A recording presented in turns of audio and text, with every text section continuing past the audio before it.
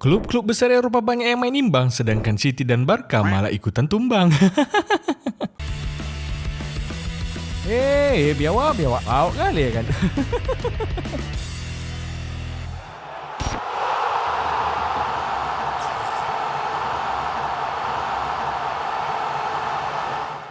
Oke kawan-kawan, hari ini aku mau cerita sedikit lah tentang hasil pertandingan Liga-Liga top Eropa yang baru main kemarin itu. Sorry ya geng, lama gak bikin video. Sekalinya bikin gak lama pula. Sebelum bahas Liga Inggris, kita bahas dulu La Liga Spanyol ya kan. Ada Atletico Madrid yang berhasil menang tipis 1-0 dari Getafe. Satu-satunya gol di match ini dicetak lewat heading dari Alexander Sørloth pada menit ke-69.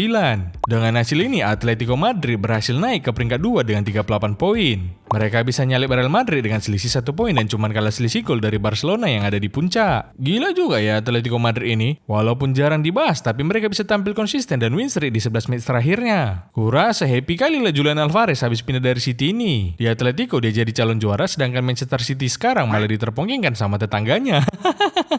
Next ada Real Madrid yang balik jadi pau lagi setelah ditahan imbang Rayo Vallecano dengan skor 3-3. Di match ini Real Madrid gak bisa mainin Mbappe karena cedera. Pau kali lah si Mbappe ini, mainnya udah mulai bagus tapi malah cedera pula ya kan. Makanya di match ini Ancelotti mainin Rodrigo buat jadi striker. Kalau mainin si Endrick percuma juga ya kan. Kukira sama Mbappe bisa berduet tapi malah gak ada bedanya sama Martin Braithwaite.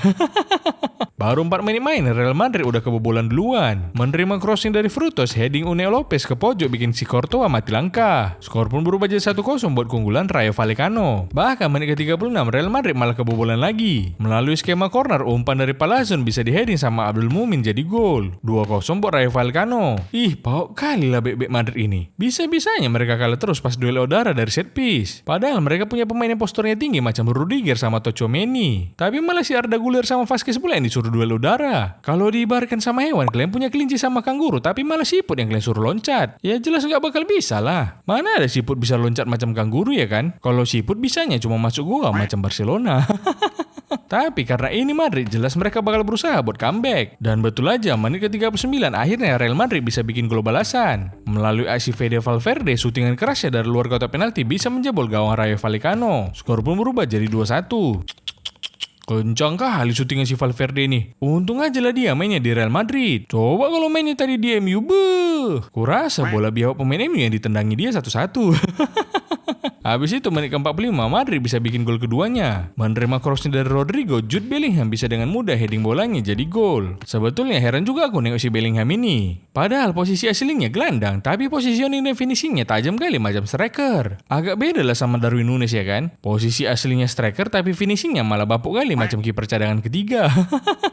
Skor pun berubah jadi imbang 2-2 dan bertahan sampai babak pertama habis. Masuk di babak kedua, Real Madrid akhirnya bisa bikin gol lagi dan berhasil comeback. Menit ke-56, syutingan Rodrigo dari luar kotak penalti bisa menjebol gawang Rayo Vallecano. Skor pun berbalik jadi 3-2 buat keunggulan Real Madrid. Karena pengen ngunci kemenangan, menit ke-63 Ancelotti masukin Vini buat gantiin Brahim Diaz. Ekspektasinya sih gitu, tapi hasilnya belum tentu. Masukin Vini berharap bisa ngunci kemenangan, malah gawang Courtois yang langsung kebobolan. Menit ke-64, Rayo Vallecano berhasil bikin gol ketiganya. Lagi-lagi lewat crossing, umpan dari Lejueni bisa disambar sama si Palazon jadi gol. Skor pun berubah jadi imbang 3-3 dan jadi hasil akhir pertandingan ini. Lemah kali Real Madrid ini. Padahal mereka punya kesempatan buat naik ke peringkat 1. Tapi malah cuma imbang pula lawan Rayo Vallecano. Memang masih belum bisa lah diharapkan Real Madrid ini. Habis beli Mbappe, kukira bakalan gampang juara Liga. Tapi ternyata sekarang malah berseremak ke peringkat 3. Now, football. Barcelona.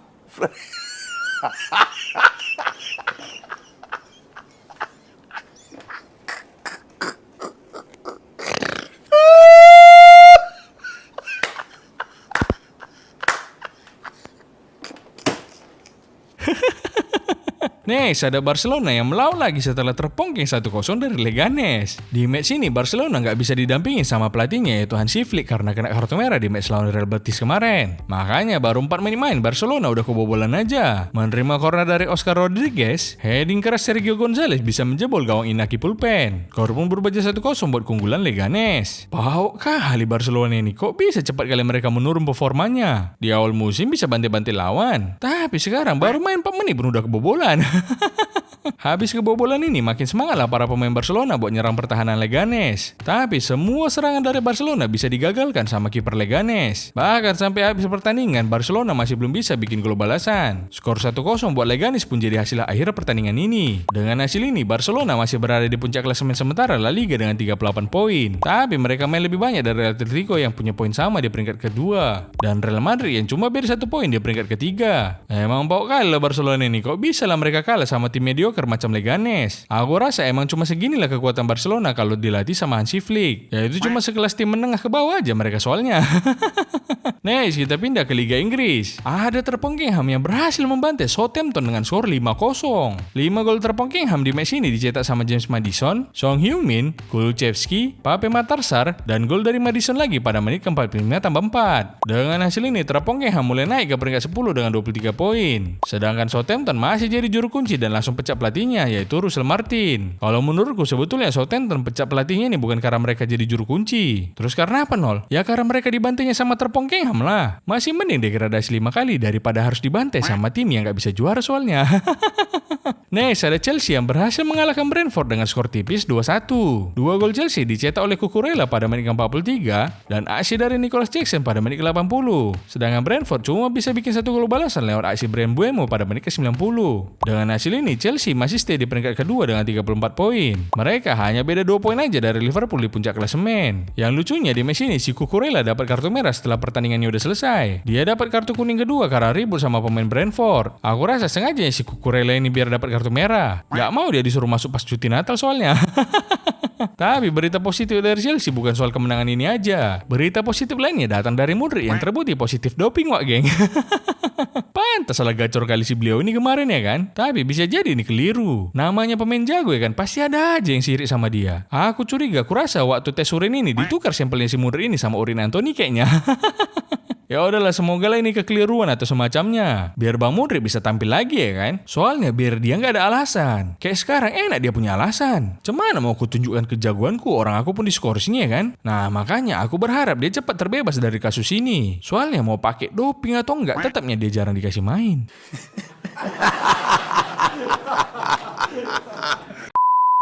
Next, ada Arsenal yang cuma bisa main imbang 0-0 lawan Everton. Sebetulnya di match ini Arsenal bisa menguasai pertandingan dan bisa bikin banyak peluang. Bahkan secara ball position mereka unggul jauh sampai 77%.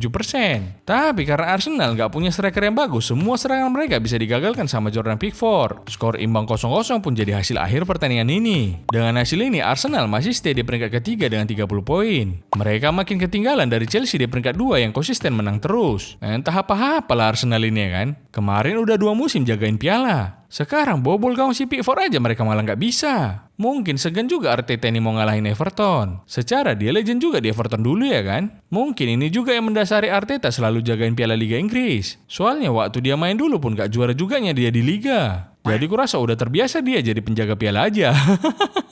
Next, ada Liverpool yang juga ditahan imbang 2-2 sama Fulham. Baru 11 menit main, Liverpool udah ketinggalan duluan. Menerima crossing dari Robinson, bola bisa disambar sama Andres Pereira jadi gol. Skor pun berubah jadi 1-0 buat keunggulan Fulham. Habis itu menit ke-17, Liverpool harus main dengan 10 pemain. Andy Robertson yang gagal kontrol bolanya harus jatuhin Harry Wilson dan akhirnya dikasih kartu merah. Menurutku emang udah agak menurun lah si Robertson ini musim ini. Di beberapa match terakhir udah sering kali dia bikin blunder yang gak perlu soalnya. Aku rasa Liverpool udah perlu lah cari penggantinya si Robertson ini. Udah tua juga dia soalnya ya kan. Kan kami udah punya Kostas Tsimikas Nol. Lumayan bagus juga nya dia mainnya. Kalau cuma Tsimikas mana cukup. Menurutku Liverpool perlu wingback baru yang lebih eksplosif. Ada rekomendasi rupanya Nol, siapa yang cocok gantikan Robertson ini? Ada, menurutku si Anthony lah. Bakal cocok kali dia kalau combo sama Nunes soalnya. Si Anthony ngasih crossing ke lawan sedangkan Nunes nyundul tiang gawang. Paten kali ya. Kemudian masuk di babak kedua, Liverpool mainnya beda kali. Walaupun cuma pakai 10 pemain, tapi malah mereka yang mendominasi permainan. Dan menit ke-47, Liverpool langsung bisa bikin gol balasan. Menerima crossing dari Mo Salah, Cody Gakpo bisa heading bolanya jadi gol. Skor pun berubah jadi imbang 1-1. Memang paten lah kalau yang dimainin jadi starter Cody Gakpo. Beberapa kali dia bisa jadi penyelamat Liverpool ini. Coba kalau tadi itu yang dimainin si Nunes, maulah kerasa cuma main pakai 9 pemain Liverpool kurasa. Kemudian menit ke-70, Arne Slot bikin beberapa pergantian pemain. Curtis Jones dan Cody Gakpo ditarik keluar dan digantikan sama Jarell Quansah dan Darwin Nunes. Baru Pergantian macam apa yang dibikin sama si Slot ini? Kok bisa pemain yang punya kontribusi besar malah diganti sama pemain yang sering bikin masalah besar? Dan betul aja, habis mereka dimasukin, Liverpool langsung kebobolan lagi. Menit ke-76, lagi-lagi umpan dari Robinson bisa dimanfaatkan sama Rodrigo Muniz jadi gol. Skor pun berubah jadi 2-1 buat keunggulan Fulham. Kan, udah aku bilang kan? Kok bisa si Arne Slot ini malah masukin pemain lawak macam Nunes sama Kwanza? Gini Nol, ini kalau di duniaku Nol, yaitu dunia slot, ini namanya bandar lagi sedekah Nol buat jaga pelanggan. Habis kebobolan ini, Arne Slot bikin pergantian lagi. Harvey Elliott dan Diogo Jota dimasukin buat gantiin Szoboszlai dan Trent Alexander-Arnold. Nah, dengan pergantian ini, barulah Liverpool bisa bikin gol balasan lagi. Melalui aksi dari Diogo Jota, syutingannya bisa menjebol gawang Bernd Leno. Skor pun berubah jadi imbang 2-2 dan jadi hasil akhir pertandingan ini. Itu yang ngasih asis si Nunes loh, Nol. Jangan pura-pura nggak lihat kau. Mana ada Nunes ngasih asis? Itu tadi mau nyuting dia tuh, tapi nggak sampai. Dengan hasil ini, Liverpool masih stay di puncak klasemen dengan 36 poin. Mereka cuma unggul 2 poin dari Chelsea yang ada di peringkat kedua. Memang Liverpool nggak kalah ya kan? Tapi udah 2 match mereka di Liga Inggris main imbang yang bikin para pesaing di bawahnya mulai merapat. Kalian tengoklah, Chelsea merapat, Arsenal merepet. Kalau Man City lagi meratap. Las, kita bacotin derby Manchester antara dua tim pesakitan yaitu Manchester City versus Manchester United. Sebelum match ini dimulai, ada salah satu jurnalis yang bilang kalau susunan pemain MU ini udah dibocorin duluan sama orang dalam MU. Dan betul aja, emang 100% sama susunan pemain yang dibocorkan sama yang dipakai Amorim di pertandingan tadi. Aneh kali memang MU ini. Bisa masalah kebocoran dari dulu nggak bisa habis. Emang dulu pernah bocor juga Nol? Pernah lah, kalau sekarang yang bocor susunan pemainnya, kalau dulu atap stadionnya. Di match ini Pep Guardiola main pakai formasi 3-2-4-1. Formasi ini dulu sering dia pakai pas menangin treble winners. Tapi itu dulu, sekarang udah jelas beda lah kualitasnya. Dulu Kevin De Bruyne bisa ngasih assist di setiap matchnya. Sekarang disenggol dikit aja langsung kamu cederanya. Di sisi lain, Ruben Amorim masih main pakai formasi 3-4-3 andalannya. Cuma yang uniknya di match ini, Ruben Amorim gak bawa dua winger yang sering berselema yaitu Marcus Rashford dan Garnacho. Tapi kok si Anthony dibawa Nol? Berarti jago dia? Ya kan emang dari dulu si Anthony jago. Jago melawak sama muter-muter doang tapinya. Menit ke-20, Manchester City yang duluan buka peluang. Phil Foden coba bikin tendangan volley dari luar kotak penalti. Tapi emang masih melenceng dari gawangnya Onana. Menurutku beda jauh kali lah Phil Foden musim ini dengan musim lalu. Di musim lalu dia jadi pemain Liga Inggris terbaik, sedangkan di musim ini malah jadi saingannya Lord Mudryk. Kemudian menit ke-35 akhirnya Manchester City bisa bikin gol duluan. Menerima crossing dari Kevin De Bruyne, heading Joshua Gvardiol bisa menjebol gawang Andre Onana. Skor pun berubah jadi 1-0 buat keunggulan Manchester City. Sebetulnya heran kali aku kok bisa lah para pemain MU ini selalu kalah tiap duel udara. Ya jelas kalah lah Nol. Takut gak bisa fungsi lagi otak mereka kalau dibuat duel udara soalnya. Kemudian di akhir babak pertama City dapat peluang lagi. Melalui aksi Phil Foden yang bisa melewati beberapa pemain, tapi syutingannya masih melenceng lagi. Udahlah Foden, gak usah lagi lah kau coba syutingan jarak jauh terus. Aku akui kalau dribblemu emang hebat, tapi syutinganmu musim ini cuma sekelas Lingard. Sampai babak pertama habis sudah nggak ada lagi gol yang tercipta. Skor 1-0 buat keunggulan City pun jadi skor sementara di babak pertama ini. Masuk di babak kedua, MU masih kesusahan buat nembus pertahanan City. Hingga menit ke-78, Ruben Amorim coba bikin beberapa perubahan. Rasmus Højlund, De Ligt dan Mazraoui ditarik keluar dan digantikan sama Joshua Zirkzee, Leny Yoro dan Anthony.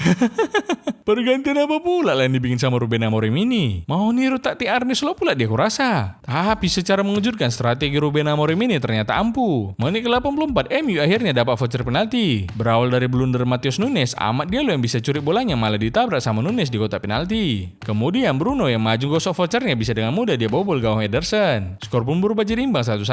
Emang paut semua lah pemain yang punya nama Nunes ini ya kan? Ada-ada aja lah tingkahnya di tiap pertandingan. Darwin Nunes yang Liverpool udah terlalu mandul. Sedangkan Matheus Nunesnya City malah bikin emosi pelatihnya yang gundul. Bahkan 2 menit habis itu MU justru berhasil comeback. Menerima long ball dari Lisandro Martinez, Amad Diallo bisa chip bolanya dan dengan tenang di finishingnya jadi gol. Skor pun berubah jadi 2-1 buat keunggulan MU dan jadi hasil akhir pertandingan ini. Memang gila kali si Amad Diallo ini ya kan. Dari kemarin dia terus yang gendong MU dengan aksi-aksinya. Untung aja lah itu tadi yang dimainin Amad Diallo. Coba kalau tadi itu si Garnacho, jangan kan main lawan City, lawan timnas Indonesia aja dia digantungin sama Asnawi. Itulah cuma butuh 2 menit aja MU buat membalikkan keadaan. GG. Itu 2 menit cukup karena mau membalikkan keadaan dalam satu pertandingan. Tapi kalau mau membalikkan ke jalur juara 2 dasar WhatsApp pun kayaknya nggak cukup ya kan.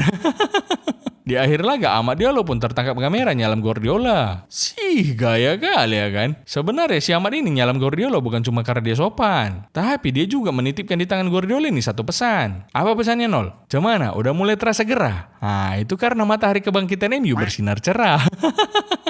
Dengan kemenangan ini, MU masih tertahan di peringkat ke-13 dengan 22 poin. Mereka cuma beda 5 poin dari City yang ada di peringkat 5. Kemenangan ini bikin fans MU pada keluar goa ya kan? Kurasa cuma fans MU lah yang masih di peringkat 13, tapi euforianya menang derby ini macam zombie. Heboh kali. Kurasa yang bisa bikin mereka ini diam cuma kalau MU degradasi. Aku rasa emang terlalu mudah lah bagi si Amorim ini buat lawan Guardiola. Kemarin di UCL pakai Sporting aja dia menang 4-1.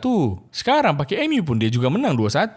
Bang Amorim, gimana strategi ngalahin Pep Guardiola ini bang? Kok bisa kau menang terus dari kemarin? Kalau cuma lawan Guardiola ini nggak perlu pakai strategi khusus Nol. Emang pada dasarnya gampangnya lawan Guardiola ini. Yang susah bagi kami itu cuma lawan cornernya Arsenal.